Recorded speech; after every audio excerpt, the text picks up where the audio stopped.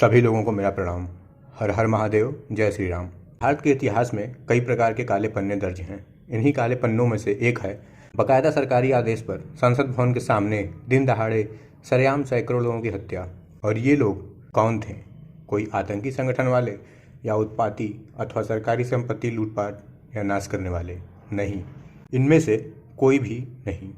ये लोग थे गौभक्त, गौरक्षक, साधु संत और गौपालक। आखिर ऐसा क्या हुआ कि इंदिरा गांधी सरकार ने ठीक गोपाष्टमी के दिन सैकड़ों हिंदुओं की इस प्रकार सरेआम हत्या कर दी थी? स्वामी करपात्री महाराज कौन थे और उनका क्या था श्राप? आइए आगे जानते हैं। भारतीय मूल के सभी धर्म गोरक्षा का समर्थन करते हैं, किंतु मोटे तौर पर मुसलमान गोहत्या रोकने के पक्ष में नहीं रहे हैं। गोरक्षा का केवल भारत में ही समर्थन नहीं, बल्कि श्रीलंका और म्यांमार में भी इसे भारी समर्थन प्राप्त है। श्रीलंका पहला देश है जिसने पूरे द्वीप पर पशुओं को किसी प्रकार की हानि पहुंचाने से रोकने वाला कानून पारित किया है। कांग्रेस हमेशा सेक्युलरिज्म की राजनीति करती है और इसमें हिंदू समाज को तोड़ने वाले कदम उठाए जाते हैं। उदाहरण के रूप में हम देखते हैं राम जन्मभूमि पर हमला, गोरक्षा आंदोलन, भारत में अवैध गैर हिंदू की घुसपैठ, भारत के पश्चिम में बांग्लादेश के रोहिंग्या का सैकड़ों मील दूर कश्मीर में निवास, जम्मू कश्मीर में 75,000 करोड़ की जमीन 34 लाख में बेच जाना, 6 लाख कश्मीरी पंडितों को उनके मूल निवास से खदेड़ना, विस्थापित करना आदि। स्वाधीन भारत में विनोबा जी ने गो हत्या पर पूर्ण प्रतिबंध की मांग रखी थी। उसके लिए उन्होंने जवाहरलाल नेहरू से कानून बनाने का आग्रह किया था। वे अपनी पदयात्रा में यह सवाल उठाते रहे। कुछ राज्यों में गोबंदी के कानून बनाए। सन 1955 में हिंदू महासभा के अध्यक्ष निर्मल चंद्र चटर्जी ने गोवध पर रोक के लिए एक विधेयक प्रस्तुत किया था। उस पर जवाहरलाल नेहरू ने लोकसभा की घोषणा की, मैं गोवधबंदी के विरुद्ध हूँ कि इस विधेयक को रद्द कर दे। राज्य सरकार से मेरा अनुरोध है कि ऐसे विधेयक पर न तो विचार करे न ही कार्रवाई। 1956 में इस विधेयक को कसाईयों ने सुप्रीम कोर्ट में चुनौती दी, पर 1960 में सुप्रीम कोर्ट का फैसला आया। धीरे धीरे समय निकलता जा रहा था। लोगों को लगा कि अपनी सरकार अंग्रेजों की राह पर है। वह आश्वासन देती रही और गोवध एवं गोवंश का नाश होता गया। इसके बाद 1965-66 में प्रभुदत्त ब्रह्मचारी, स्वामी करपात्री और देश के तमाम संतों ने इसे आंदोलन का रूप दे दिया। गोरक्षा का अभियान शुरू हुआ। इस भर के संत एकजुट होने लगे। लाखों लोग और संत सड़कों पर आने लगे। इस आंदोलन को देखकर राजनीतिज्ञ लोगों को मन में भय व्यक्त होने लगा। 7 नवंबर 1966 का था वह काला दिन। संसद भवन के सामने कई हिंदूवादी संगठनों के कार्यकर्ता, स्वयं शंकराचार्य तथा जाने माने साधु संत एवं हजारों की संख्या में गौपालक, गौभक्त उपस्थित थे। संविधान की धारा 48 में संशोधन की मांग कर रहे थे। इस धारा के अनुसार गौहत्या पर प्रतिबंध लगाने या नहीं लगाने का अधिकार राज्य सरकारों के पास है, जबकि देश भर में चल रही गौहत्याओं एवं तस्करी को लेकर शंकराचार्य सहित कई संतों ने इंदिरा सरकार से मदद की थी कि केंद्र इस संबंध में कानून बनाए और पूरे देश में गौवंश के वध पर प्रतिबंध लगाया जाए। संतों ने 7 नवंबर 1966 को संसद भवन के सामने धरना शुरू किया। इस धरने में मुख्य संतों के नाम इस प्रकार हैं: शंकराचार्य निरंजन देव तीर्थ, स्वामी करपात्री जी महाराज और रामचंद्र वीर। गांधीवादी बड़े नेताओं में विनोबा भावे थे। विनोबा जी का आशीर्वाद लेकर लाखों साधु संत ने करपात्री जी महाराज के नेतृत्व में बहुत बड़ा जुलूस निकाला। हिंदू पंचांग के अनुसार उस दिन विक्रम सावंत कार्तिक शुक्ल अष्टमी अर्थात गोपाष्टमी का पवित्र दिन था। खुद शंकराचार्य भी गौहत्या के विरोध में उपवास पर थे। इंदिरा गांधी ने गोभक्तों की मांग को सिरे से खारिज कर दिया। इंदिरा का कहना था कि गोहत्या अलग अलग राज्यों में जारी रहेगी, इसे रोका नहीं जाएगा। गोभक्तों की यह विशाल रैली दिल्ली के चांदनी चौक से स्वामी करपात्री जी महाराज के नेतृत्व में गौरक्षा महाअभियान समिति के बैनर तले आरंभ हुई। आचार्य सोहनलाल रामरंग के अनुसार यह हिंदू समाज के लिए सबसे बड़ा ऐतिहासिक दिन था। इतने विवाद और अहंकार की लड़ाई होते हुए भी सभी शंकराचार्य और पीठाधिपतियों ने अपने छत्र, सिंहासन आदि का त्याग किया और पैदल चलते हुए संसद भवन के पास मंच पर समान कतार में बैठे। यहाँ करपात्री जी महाराज का एक भाषण सुनिए। नहीं दरिद्र को दुखी न दीना, कोई दरिद्र नहीं होता, कोई दुखी नहीं होता, कोई दीन नहीं होता, कोई अबुध नहीं होता, कोई लक्षणहीन नहीं होता। सब नर करहि परस्पर प्रीति, चलहि स्वधर्म निरत श्रुति नीति। सब लोग परस्पर एक दूसरे के पोषक होते हैं, कोई किसी का शोषक नहीं होता। सब एक दूसरे का रक्षक होते हैं, कोई किसी का भक्षक नहीं होता। सब एक दूसरे के शुभचिंतक होते हैं, कोई किसी का अशुभचिंतक नहीं होता। सब एक दूसरे के पूरक होते हैं। सामंजस्य, सामनस्य और ऐकमत्य की स्थापना ही मुख्य रूप से उत्तम शासन का लक्ष्य।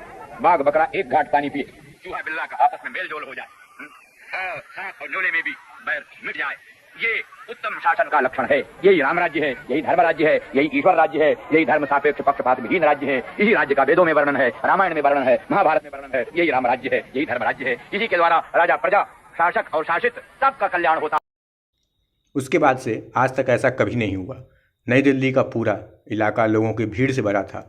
संसद गेट से लेकर चांदनी चौक तक सिर ही सिर दिख रहे थे। इस रैली में विभिन्न सनातनी, आर्य समाजी, हिंदू, बौद्ध, जैन, सिख, नाथी, निरंकारी सभी समुदायों के लोग शामिल थे।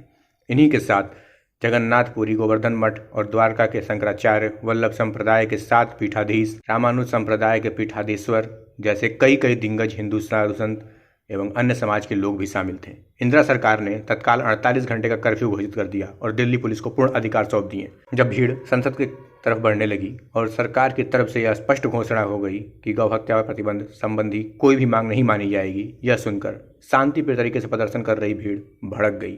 भीड़ ने संसद की चारदीवारी को फाड़ना शुरू ही किया था कि अंदर से गोली चलने के आदेश जारी हो गए। पुलिस ने बड़ी ही बर्बरता के साथ हाथ पैरों में नहीं बल्कि सीधे सीने, पेट और पीठ में गोलियां मारी। भीड़ ने क्रोध में आकर तत्कालीन कांग्रेस अध्यक्ष के कामराज के घर पर आग लगा दी। इतना सब हो जाने के बाद किसी न किसी को बलि का बकरा तो बनना ही था। इसलिए इंदिरा गांधी ने तत्कालीन गृहमंत्री गुलजारी लाल नंदा पर कानून व्यवस्था नहीं बना सकने का आरोप लगाकर उन्हें इस्तीफा लिया और यशवंतराव चौहान को गृहमंत्री बनाया। रामरंग जी के अनुसार शहर की टेलीफोन लाइनें काट दी गईं। 8 नवंबर की रात मुझे घर से भी उठा लिया गया और तिहाड़ जेल पहुंचा दिया गया। रामरंग जी के मुताबिक करीब 1 महीने बाद लोगों को जेल से छोड़ने का सिलसिला शुरू हुआ। करपात्री जी महाराज को भी 1 महीने बाद छोड़ा गया। जेल से निकलकर भी उनका सत्याग्रह जारी रहा।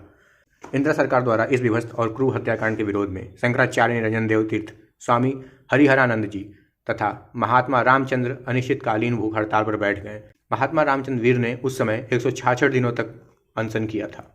अगले गृहमंत्री यानी यशवंतराव चौहान ने जेल में अनशन कर रहे संतों से मुलाकात की और संसद के अगले सत्र में गोहत्या निरोधक कानून लाने का आश्वासन दिया। हालांकि हमेशा की तरह यह आश्वासन भी झूठा निकला और कांग्रेस ने कभी भी गौ हत्या बंदी पर कानून नहीं लाया।